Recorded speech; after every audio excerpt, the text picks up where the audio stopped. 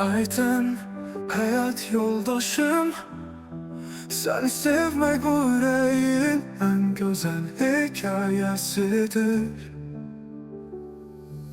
Aydın sana bakanda unuturam her şeyi. Sen güldükçe dünyam değişir. Seni izlemirəm, seni yaşayıram ben. Her halınla sen benim möcüzemsən.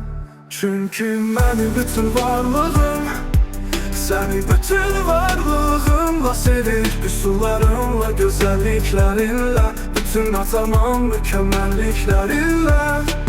Sen bana özünü verdin, ben de sana veririm özümü. Ne varsa ben de senindir. Çünkü sen benim sevgilim, hayat yoldaşımsan.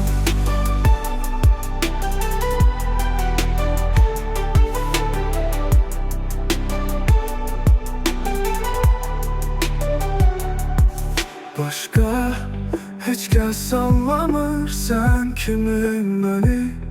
Sözlerin ruhumu sarır. Her düştüğüm yerde tutursan elimden. Senle gitmek belə bir xoşbəxtlikdir. Benim bütün varlığım seni bütün varlığınla sevir. Korkularınla, gücünle, sevincinle, kederinle birlikte.